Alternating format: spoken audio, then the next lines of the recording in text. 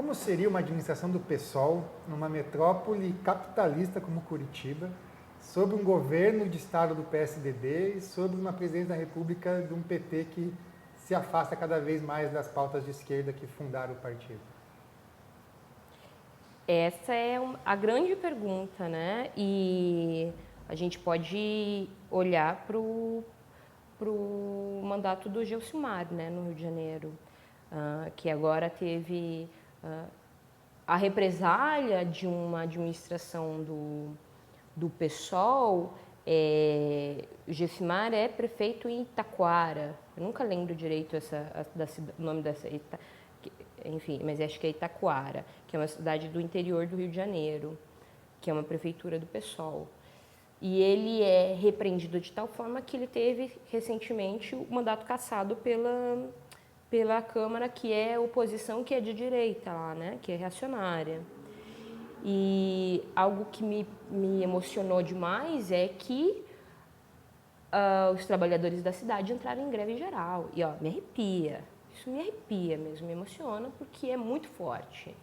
Então, construir um mandato executivo na cidade de Curitiba, inclusive, porque daí não é só governo do estado, Dilma, é também a Câmara Municipal, porque o governo do estado, Dilma, é algo que você consegue, mas você ser boicotado na própria municipalidade, que eu acredito que é o maior desafio do que o Beto Richa e a Dilma. Na realidade, é uma Câmara reacionária, que é o maior desafio de uma prefeitura mantida pelo PSOL. E aí esse desafio, ele vai ser sustentado por um mandato popular, um mandato que vai se construir junto no diálogo e na participação efetiva da população. E para mim, especialmente das mulheres mães, das crianças, porque eu acredito que as crianças também podem agir na municipalidade, no construir político, em participar desses espaços de debate. Então, o desafio ele é superado pela participação popular. Então, vamos falar um pouquinho da cidade, então. Primeiro, eu queria que você fizesse um balanço aí da gestão do Gustavo Frutti. Pois é. Primeiro, a gente tem que olhar para o Frutti e pensar de onde que ele veio, né? Porque o Frutti, ele não surgiu... O Frutti tem um histórico dentro do PSDB. Até os 45 do segundo tempo da eleição de 2012, o colocaram, ele estava no PSDB, ele jantava junto e sentava junto com o Beto Richa. Então a gente, assim, olha para o Frutti, ele não é uma alternativa, ele não é uma opção para Curitiba, na medida em que ele era do mesmo grupo do Richa, né? E porque o grupo interno do Richa não o apoiou, é que ele saiu do partido, foi para o PDT, por ver no PDT a possibilidade de ser candidato. E aí, nas circunstâncias de 2012, o nome dele acabou indo para o segundo turno, na tentativa, na realidade, de barrar o Ratinho. Porque o Ratinho tinha uma certa rejeição, o Dutti também tinha uma rejeição grande. Então, o Frutti nunca foi uma opção vista pela população para Curitiba de forma... Foi muito assim, não queremos esse cara, nananã. Então, ele chegou na prefeitura nessas circunstâncias. Ele tem dificuldade dentro da Câmara, mas ele não tem apoio popular, né, da população no mandato dele, a fim de enfrentar a dificuldade que ele tem na Câmara de Administração. E aí, o que aconteceu? É uma passagem de 3,70, porque hoje a pessoa tem que ter R$8, praticamente, né? Se tiver mais uma passagem, não é mais de R$10, né? É muito dinheiro para uma pessoa, por exemplo, que ganha R$800. Ela compromete, se ela tem um filho que precisa pegar ônibus para ir para a escola, e o passe aqui não é um passe livre, o passe é meio passe, mesmo sendo metade de 7,30, é mais do que eu pagava quando eu fui estudante. E para mim já era pesado. Para minha mãe, que foi empregada doméstica, que assim que eu entrei na universidade, era pesado. Hoje, a filha de uma doméstica, hoje, provavelmente, se eu não tivesse entrado na universidade mais de 10 anos, dificilmente eu entraria hoje, porque sequer eu ia ter grana para pagar o transporte. Então, assim, uma das principais críticas do Fruit é não saber, e foi com isso, inclusive, que ele se elegeu, né? Esse era o mote dele, né? Enfrentar a máfia do transporte, e ele piorou ainda, nem isso ele conseguiu. Outras pautas mais levezinhas, que ele conseguiu, inclusive, se juntar com uma parcela da juventude, que é a questão da mobilidade urbana, fez até ali um romance de ir de bicicleta para a Câmara, nem isso ele não conseguiu, né? O crescimento da malha de ciclovias na cidade não alcançou, né, o que ele havia prometido. Eu mesma não voltei por conta a andar de bicicleta por conta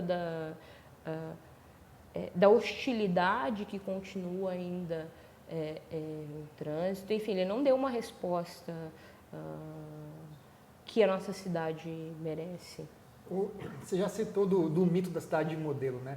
E o planejamento de Curitiba nos mostra uma cidade bem excludente, né? Que cada vez mais vai afastando a periferia do centro da cidade, cada vez mais empurrando para a margem mesmo da cidade. Como que se resolve essa questão? Assim, acho que ela é complexa demais para ter uma fórmula assim, linear.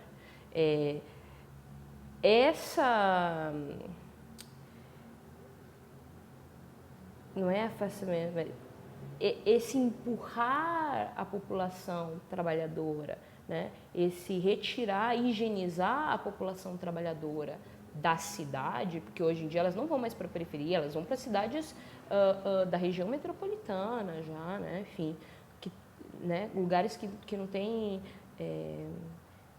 É consequência de uma cidade que administra para o mercado imobiliário, porque a gente tem inúmeras construções na cidade que poderiam ser ocupadas para habitação popular, mas a especulação imobiliária em Curitiba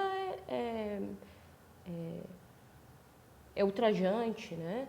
Quantidade de prédios vazios. Então, primeiro fazer valer a legislação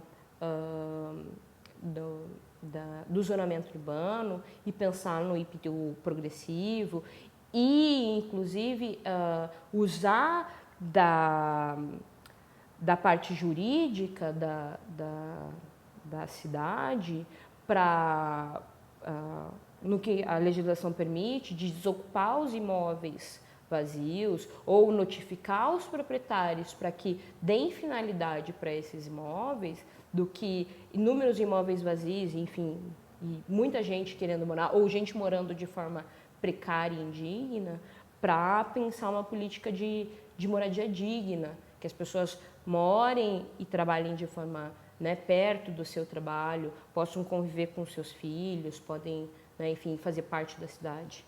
Você citou a ausência do enfrentamento à máfia do transporte. Qual que é a sua proposta para o transporte público? Então, o norte é pensar num projeto a longo prazo que não cabe dentro de uma gestão de 4 anos, né? Que é pensar numa empresa pública de transporte.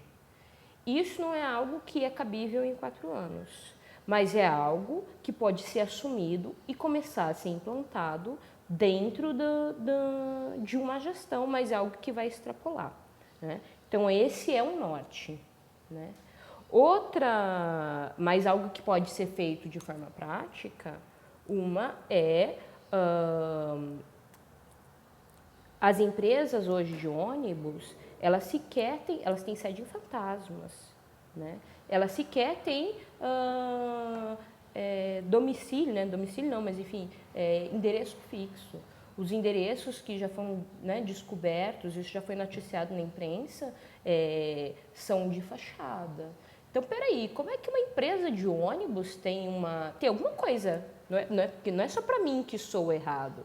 Então, participar desse processo junto com o Ministério Público, outros órgãos da administração pública, para ver a lisura dessas empresas, né? Para ver a honestidade dessas empresas. E onde houver irregularidade, porque provavelmente, com certeza tem, porque um transporte que custa R$ 3,70 numa dimensão de Curitiba tem um lucro gigantesco e não tem uma prestação de contas idônea, isso já foi provado por Tribunal de Contas, então é cumprir a legislação, não é apresentar uma fórmula nova, uma coisa revolucionária e desapropriar, não, é estritamente cumprir a legislação no que se refere à fiscalização e à lisura da prestação de contas.